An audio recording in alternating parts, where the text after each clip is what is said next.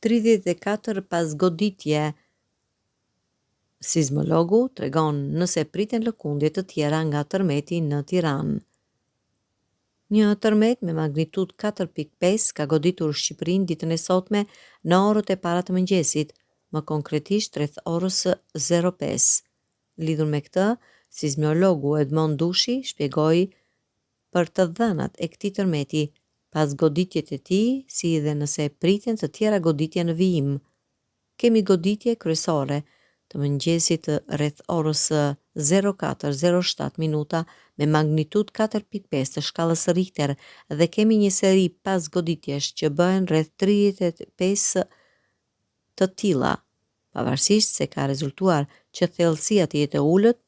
Pas vlerësimit të dhënave, ka rezultuar se thellësia është në nivele rreth 19.5 km, një karakteristikë kjo e të gjitha këtyre tërmeteve. Bëhet fjalë për një zonë sismike të caktuar në brendësi të tokës dhe duke qenë se të gjitha këto pas goditje shtrihen në një të njëjtën thellësi, tregon që është një zonë e mirë përcaktuar që është aktive dhe vazhdon të gjenerojë.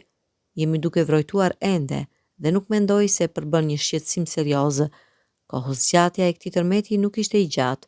Tërmetet të nivelit 4.5 për territorin e Shqipërisë janë tërmete të cilat kanë probabilitet të lartë që të ndodhin, pasi këto mund të ndodhin çdo vit, tha sismologu Dushi.